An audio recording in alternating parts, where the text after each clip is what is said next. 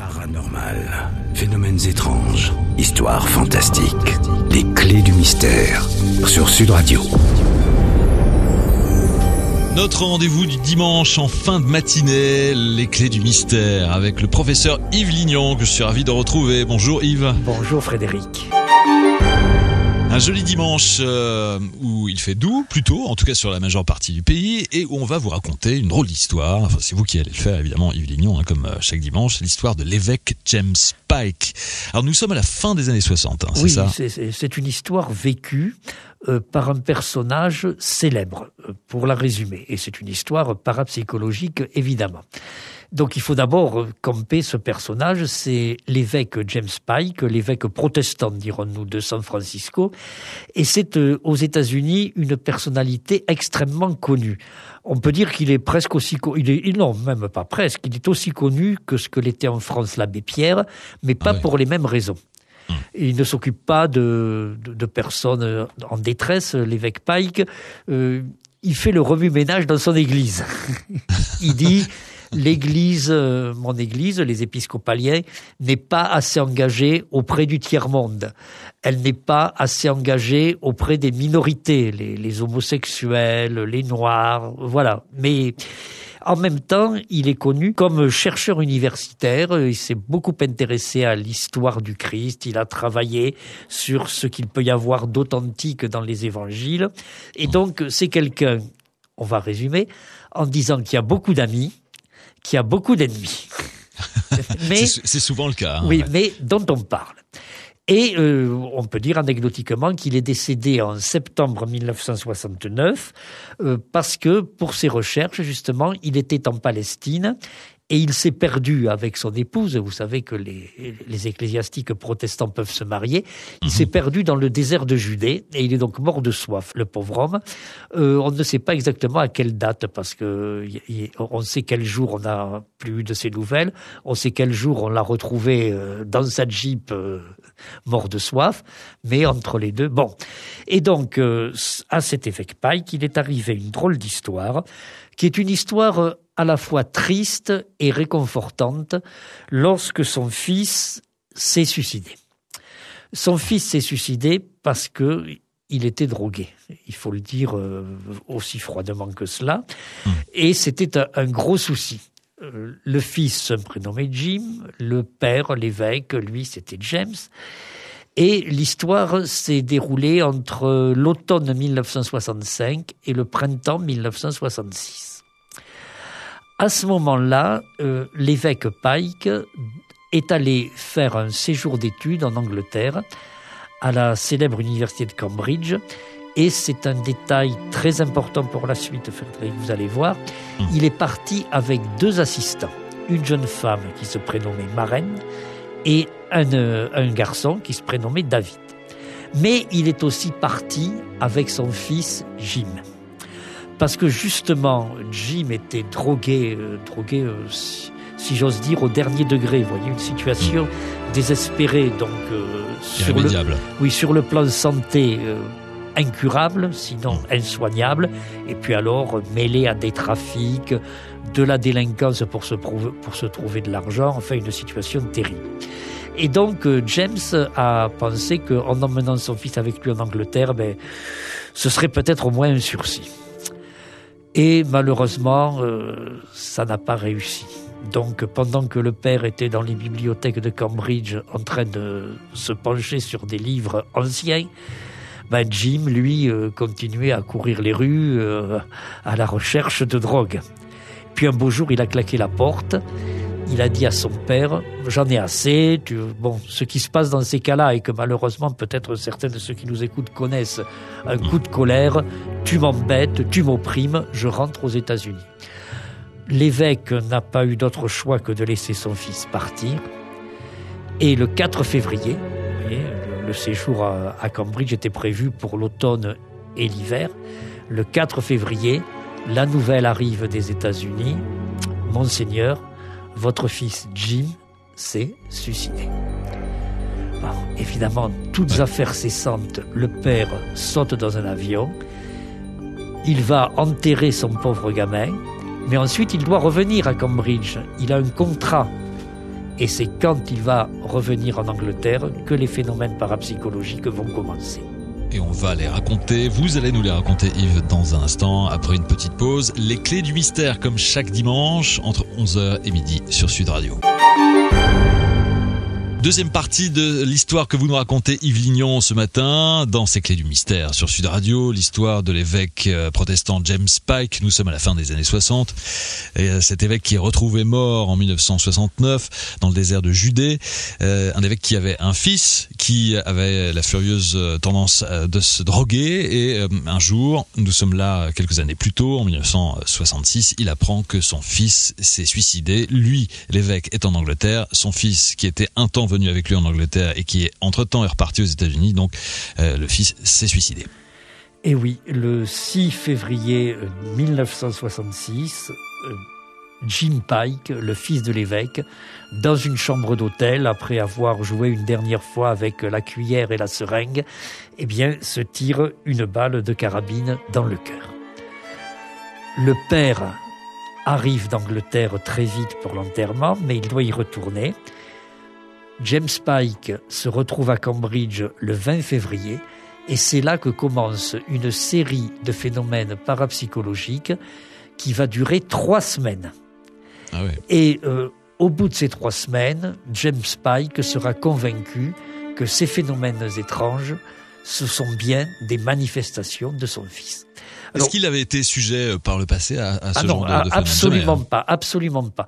James Pike ne s'intéressait pas à la parapsychologie, mais il savait seulement, et ça c'est important, Frédéric, il savait seulement que pour l'Église protestante à laquelle il appartenait, les épiscopaliens, le spiritisme est admissible. D'accord, donc il n'est pas totalement fermé à ça. Non, le spiritisme ne contredit pas la doctrine. Ce qui n'est pas le cas, pour bien me faire comprendre, des catholiques. Hein. Oui, tout à fait. Pour les catholiques, il y a bien quelque chose après la mort. C'est notre âme qui va, selon les cas en enfer, au purgatoire ou au paradis. Mais c'est l'âme seulement. Et pour les catholiques, il n'est pas question d'évoquer les esprits. Alors que pour certains protestants, eh bien oui, les esprits, ma foi, qu'ils se manifestent, bon, on ne s'y intéresse pas tellement, mais ça ne gêne pas sur le plan de la doctrine. Donc c'est tout ce que savait James Pike. Et le 20 février 1966, alors qu'il est toujours dans son chagrin, vous imaginez, 15 jours seulement sont passés, c'est un dimanche, il va à l'office le matin, il rentre dans sa chambre, décidé à travailler toute l'après-midi, à se plonger dans les livres pour ne pas penser à son malheur. Et qu'est-ce qu'il voit sur le plancher de sa chambre, bien au milieu de l'espace libre? 2 cartes postales. 2 cartes postales qui sont là, sur le plancher.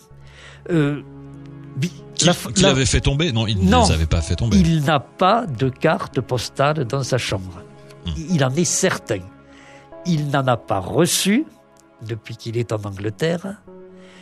Il n'en a pas posté, il n'en poste pas, donc il n'en a pas en attente. Ça peut être les personnes du ménage peut-être qui ont... Oui, alors c'est peut-être une femme de ménage qui avait des cartes postales dans sa poche. Seulement, il n'y avait pas de femme de ménage. Il y avait les 2 assistants qui se relayaient, Marraine et David, pour donner un coup de balai. Évidemment, ils sont interrogés très vite. Ils disent, nous, des cartes postales, mais on n'avait pas des cartes postales dans la poche, mon cher James, quand on est venu épousseter votre bureau. Mais ce n'est pas ça le plus bizarre, Frédéric. Je vous sens sceptique. Oui, comme souvent. Oui, heureusement que la suite va arriver. C'est que ces cartes postales, elles sont sur le plancher, mais elles n'ont pas l'allure de cartes postales, si vous voulez, qui sont tombées de quelque part. La première réaction de James Pike, c'est que ces 2 cartes postales ont été disposées. Et elles font un angle très particulier. Un angle très particulier, ça le frappe sur le moment. Ça le frappe. Pourquoi ces 2 cartes sont comme ça? Ça fait penser un peu à des aiguilles de montre. Là, je dévoile à peine la suite. Ça fait penser à des aiguilles de montre, mais pas plus. Bon. Avec la petite aiguille, la grande aiguille. Oui, voilà, il y en a une qui est un peu repoussée. Lui-même, le James Pike, dès qu'il les voit avec cet angle-là, pense à une grande aiguille. Et elles font un angle qui est un peu surprenant. Bon, mais enfin, pas plus. Pas plus, c'est déjà beaucoup. Ouais. Est-ce qu'il y a des choses écrites sur ces cartes postales ou non, est-ce qu'elles sont vierges? Elles sont vierges. La photo est banale. Donc, il les ramasse, il interroge, comme je vous l'ai dit, Marraine et David, c'est pas vous, non, c'est pas vous. Bon, il les range dans un tiroir. C'est le premier incident. Ce dont il faut bien se souvenir, c'est de l'angle des cartes postales. Le second incident se produira le surlendemain, le mardi, le 22 février, au moment du petit déjeuner. Et on en saura plus dans quelques secondes à peine sur Sud Radio pour la suite de cette histoire des clés du mystère avec Yves Lignon. Dimanche fin de matinée, le rendez-vous des clés du mystère sur Sud Radio avec Yves Lignon qui, depuis quelques minutes, nous raconte l'histoire de cet évêque James Pike qui, en 1966, le 20 février, apprend le suicide de son fils Jim. Son fils est aux États-Unis, lui est en Angleterre. Et dans l'endroit où il séjourne, l'espace de ces quelques semaines qu'il passe en Angleterre, quelques jours après le suicide de son fils, il constate dans la chambre où il se trouve 2 cartes postales au sol qui forment un angle très précis. Et personne, pas même lui, n'a déposé ces cartes postales. Et ce n'est que le premier incident. Parce que donc 2 jours plus tard, 22 février, c'est le moment du petit déjeuner. On est à table. Il y a Marraine, il y a David et il y a l'évêque James Pike. Et les 2 hommes ne peuvent détacher leur regard du front de Marraine. Parce que Marraine, qui est une jeune blonde très américaine, a le front complètement roussi et ses boucles ont disparu au-dessus du front. Alors évidemment, au début, aussi bien James Pike que David sont gênés, mais ils finissent par poser la question, mais enfin Marraine, qu'est-ce qui vous est arrivé? Et Marraine répond, je ne sais pas. Ça s'est passé pendant mon sommeil. Vous parlez des boucles de cheveux ou des boucles d'oreilles? Les boucles de cheveux. D'accord, c'est ça, au-dessus du front. Elle est brûlée sur le dessus du front. Elle a ses cheveux qui ont disparu. Il reste des traces noirâtres. Et Marraine, à la fois gênée et pas gênée, dit, je ne sais pas, c'était comme ça quand je me suis réveillé. Bon, ça met une drôle d'ambiance. Au petit-déj, ça coupe l'appétit. C'est ce qu'on peut appeler l'incident bizarre. Ouais. Mais enfin, on essaie de pas trop en parler, sauf que le lendemain matin, 23 février, ce n'est plus seulement le front, ce sont aussi les tempes de Marraine qui sont roussies, avec les cheveux qui ont disparu. Et là aussi, ça s'est produit pendant la nuit. Pendant la nuit. Et alors là, Marraine, qui est peut-être aussi gênée, elle, a une réaction en disant « Bon, c'est tant mieux pour ceux qui n'aiment pas ma coiffure ». Ah oui, ça la perturbe pas plus que ça. Non, ça la perturbe, ou du moins elle essaie de donner l'impression qu'elle n'est pas perturbée. Mais à ce moment-là, il y a un souvenir qui traverse l'esprit de l'évêque Pike, c'est que pendant tout le séjour que son fils a fait avec lui à Cambridge avant de retourner aux États-Unis pour se tuer, Jim faisait la guerre à Marraine en disant « Je n'aime pas votre coiffure, pourquoi est-ce que vous ne changez pas votre coiffure? Vous n'avez pas envie d'aller chez le coiffeur, etc. » C'est bizarre ça. Ah oui, là ça c'est... Donc et l'évêque Pike, parce qu'il a écrit un livre d'où je tire ces informations, un livre qui a été vérifié, les chercheurs américains l'ont cuisiné, le pauvre homme. Donc l'évêque Pike se souvient de ça. Et en même temps, il a une autre idée, un autre flash qui lui vrille le cerveau. Il n'y avait pas pensé. Pourquoi n'y avait-il pas pensé? Peut-être à cause du chagrin de la mort de son fils. Il était un peu dans le bleu, dirions-nous. Mais Jim était un grand collectionneur de cartes postales. Ah ouais. Et il en achetait de partout, il les mettait dans les tiroirs, c'était un collectionneur, et puis bon, il était un peu déséquilibré à cause de la drogue, Jim. C'était presque pathologique chez lui. Il lui fallait des cartes postales. Et son père s'en souvient seulement à ce moment-là. D'où les fameuses cartes postales. Bien sûr, ça c'est vous qui le dites. Ouais. Scientifiquement, je constate, je dis il y a des corrélations, c'est drôle. Et bon, il est compréhensible que James Pike n'y ait pas pensé sur le moment. Mais c'est comme Maren a dit, mais tant pis pour ceux qui n'aiment pas sa coiffure, qu'il y a eu un enchaînement d'idées. James Pike a pensé à son fils, qui n'aimait pas la coiffure de Maren, et il lui est revenu que son fils entassait les cartes postales. Du point de vue de la parapsychologie, vous voyez, ce serait déjà pas mal si on s'arrêtait là. Oui, le dossier est assez chargé. Ce ne serait pas déjà pas mal, mais si j'ose dire, du point de vue de la radio, ça manquerait de spectaculaire. Voilà. Même s'il n'y a pas l'image, on l'imagine. Oui, non, mais c'est quand même une histoire un peu intimiste. Ce sont des incidents. On ne fait pas du cinéma avec ça, comme dirait Steven Spielberg. Mais sûr. Vous allez voir que dans les jours suivants, alors là, ce qui s'est produit, il y avait de quoi faire du cinéma. La suite de l'histoire de l'évêque James Pike sur Sud Radio avec Yves Lignon dans quelques instants à peine. Nous sommes en plein cœur de l'histoire de l'évêque James Pike racontée par Yves Lignon sur Sud Radio dans les Clés du Mystère jusqu'à midi. L'histoire de cet évêque qui en 1966 apprend le suicide de son fils. Lui est en Angleterre pour ses études et son fils est aux États-Unis et donc il se suicide. À la suite de quoi plusieurs événements, plusieurs incidents se déclenchent autour de lui et notamment auprès de l'une de ses assistantes qui s'appelle Maren, Yves, qui l'espace de plusieurs nuits voit des traces sombres, comme s'il avait été brûlé, surgir sur son front et sur sa chevelure. Et il y a d'autres incidents qui vont surgir. Alors là vraiment, ça va être du grand visible, si j'ose dire. Pendant à peu près une semaine, il s'est passé tellement de choses que je vais me contenter d'exemples. Pour commencer, dans la chambre de David, l'assistant de James Pike, il y avait 2 photos qui étaient fixées sur le cadre d'une glace, des photos, pas des cartes postales, des photos qui avaient été prises en Israël.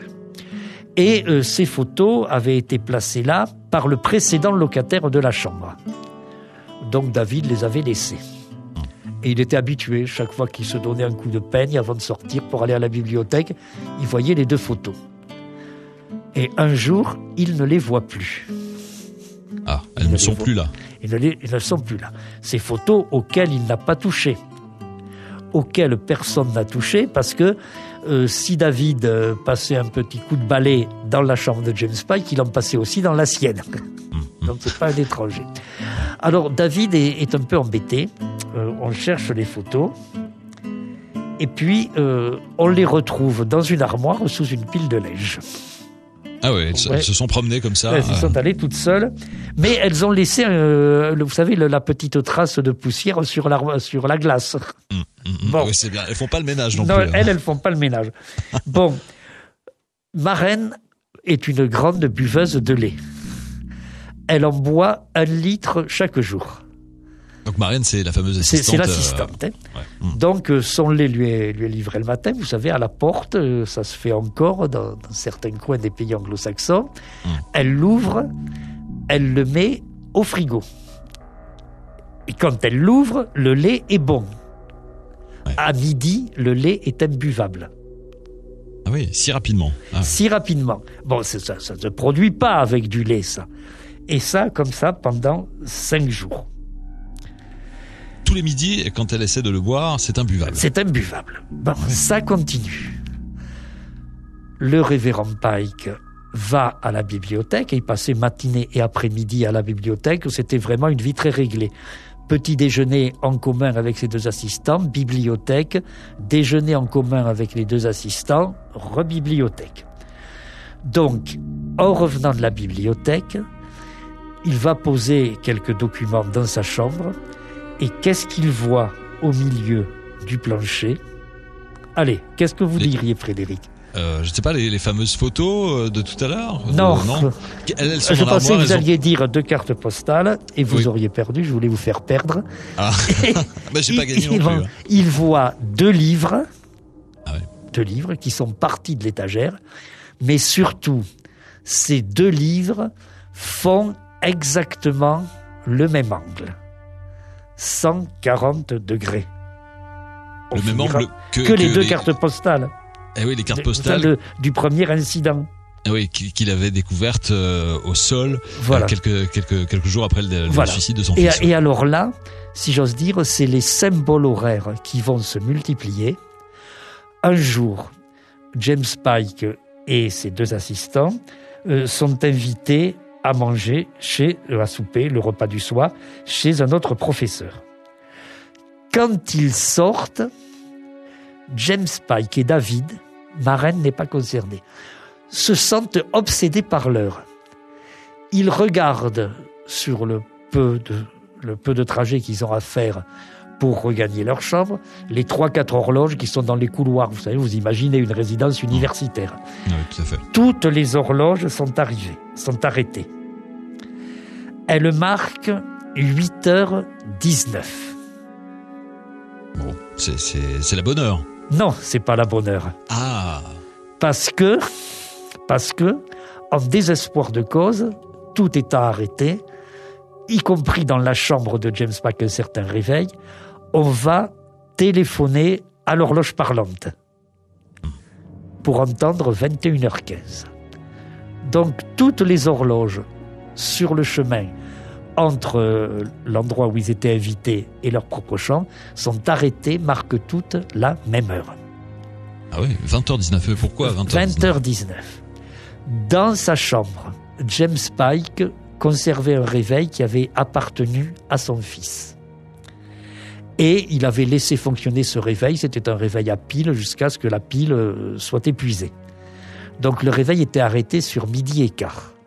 Et James Pike voyait ce réveil tous les jours et pensait à Jim. Quand il rentre dans sa chambre, le réveil est toujours arrêté, mais il ne marque plus 12h15, l'heure où la pile est tombée en panne, il marque 8h19. Donc l'heure a changé entre-temps. Oui, elle a changé toute seule. 8h19, prenez un réveil vous-même, sacré sceptique de Frédéric, mesurez l'angle entre les deux aiguilles, Ouais. eh bien, ça fait 140 degrés. Donc exactement la position des deux livres et Des deux livres et cartes deux postales. cartes postales. Et 8h19, je le répète, c'est l'heure à laquelle, selon l'autopsie, David s'est suicidé. C'est incroyable ça.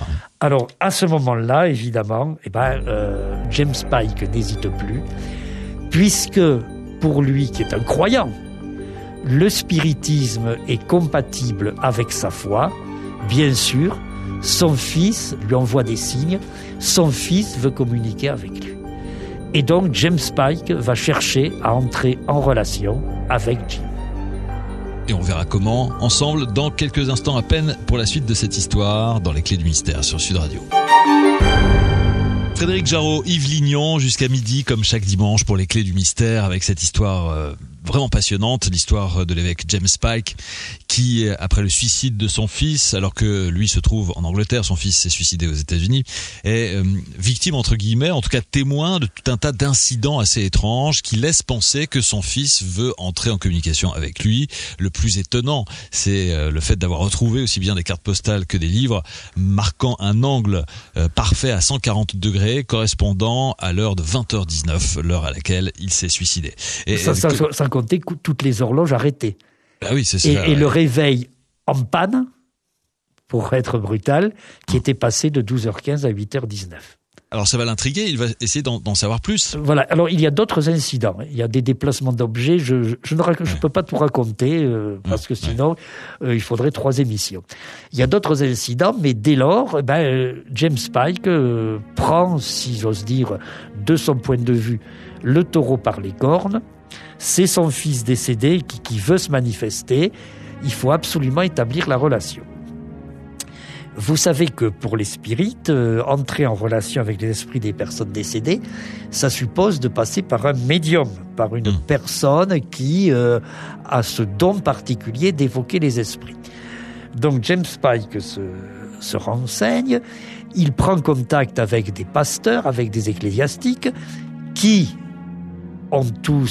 appartiennent tous à la même branche du protestantisme que lui. Donc ils disent tous, oui, les esprits, c'est possible. Et il demande, est-ce que vous connaissez un médium? Est-ce que l'un d'entre vous s'est intéressé un peu plus près à cette question des esprits, au-delà de ce qu'on nous a appris au séminaire, en nous disant que c'était possible. Et finalement, un chanoine anglican, John Higgins, lui dit, écoutez, oui, je vais vous mettre en contact avec une médium, une dame qui s'appelle Enna Twigg. Quand il arrive pour la première fois chez Enna Twigg,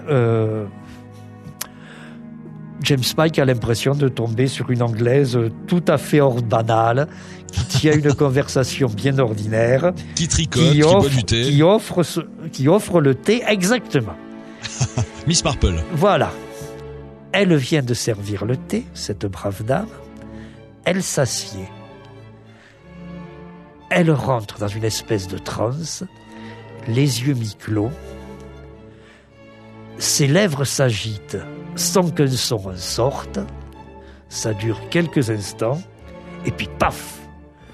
Ce n'est plus la voix de Miss Marple, c'est la voix de Jim. C'est la voix d'un adolescent, les intonations américaines, les expressions américaines. Vous savez que l'anglais des États-Unis n'est pas l'anglais de Grande-Bretagne. C'est sûr. Et au point que quand on traduit un livre, on le précise, traduit de l'anglais États-Unis ou Angleterre. Eh bien, Miss Twigg se met à parler avec la voix de Jim. Bon, alors on peut penser à un trucage, vous savez, quelque chose de pathologique. On l'a prévenue, elle se donne en spectacle inconsciemment. D'autant plus que dans un premier temps, elle ne sort que des banalités. Oui, parce que c'est ce que j'allais vous demander. Voilà. Qu'est-ce qu'elle dit? Rien. Et puis, une pause dans le discours. Les lèvres, de nouveau, quelques instants de plus, qui remuent sans émettre de son. Et la voix de Jim qui revient. Et à ce moment-là, la voix de Jim donne une date de naissance. C'est celle de marraine. Évidemment. Une des assistantes de évidemment, Madame Twigg, là, ne pouvait pas la commettre. Puis ensuite, la voix de Jim dans la bouche de Miss Twigg, que vous appelez Miss Marple, déroule une série de prénoms.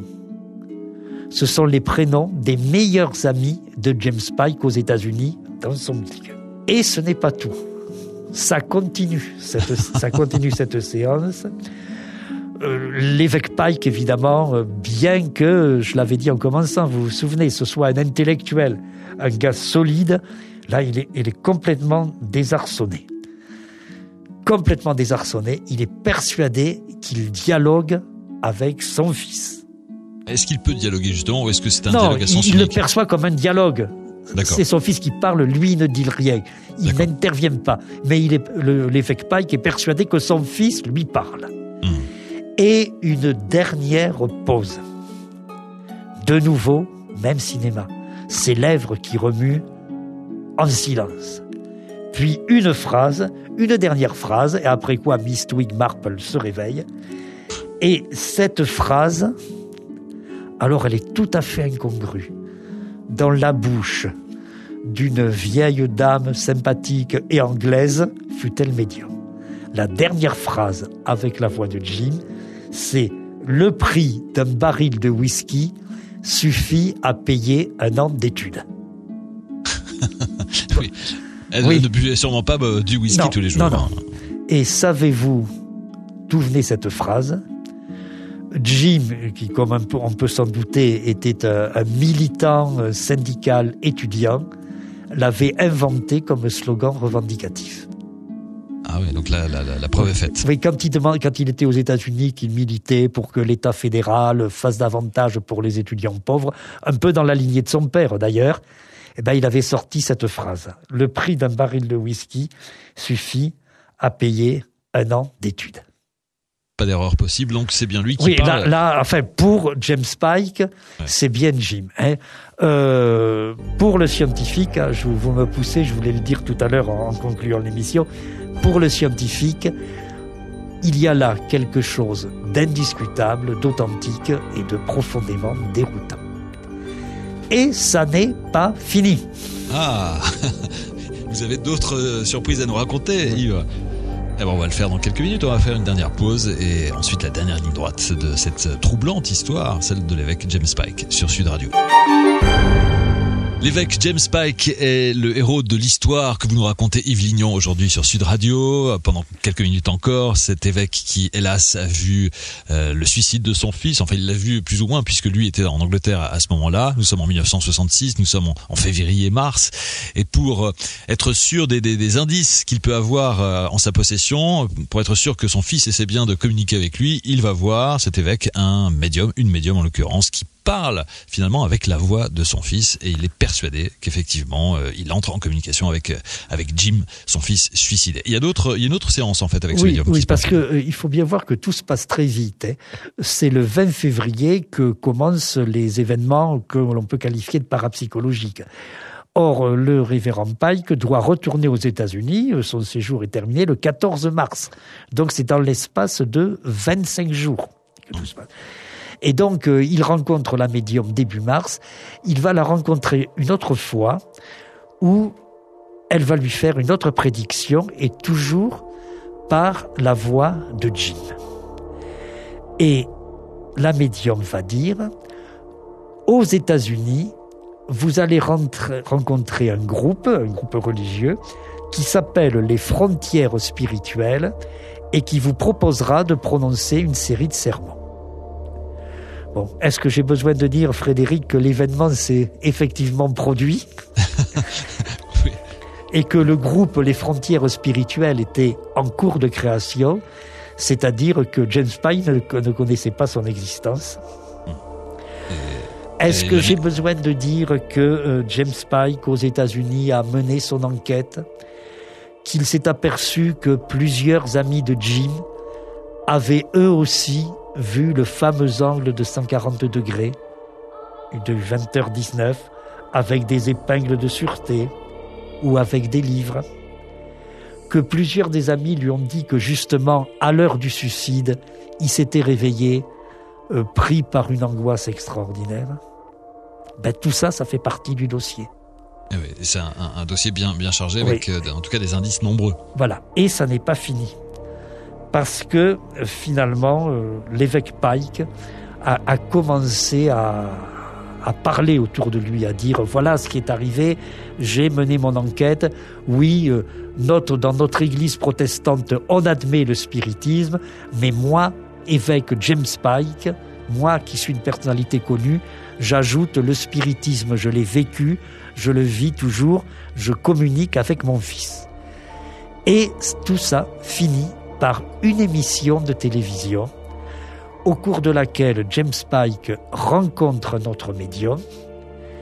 Et là, vous savez, les émissions de télévision, quand on parle de parapsychologie, ça ressemble souvent aux corridas pour touristes. Hein. Oui, c'est ça, c'est un peu oui, c'est pas du très propre.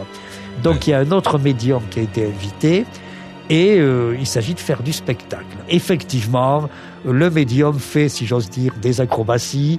Il essaie de s'exprimer avec la voix de Jim. Personne ne le reconnaît. Et puis, à un moment donné, la voix du médium change. C'est très bref. C'est un instant. Mais là, c'est si bref que James Pike dira par la suite « Je ne suis pas sûr que c'était la voix de Jim ». Parce que ça a été trop court. Mais c'était plus la voix qu'il avait avant, le médium. Il essayait avant d'imiter quelqu'un. Là, c'était court. Et c'est une seule phrase, presque aussi incongrue que l'histoire du whisky dans la bouche de Mrs. Twig. C'était « Quant à la boîte de stylo inutilisable rapportée par erreur d'Angleterre, il faudrait quand même penser à la jeter. » Ah oui, c'est plus qu'incongru. Bon, alors on ferme, on expédie l'émission.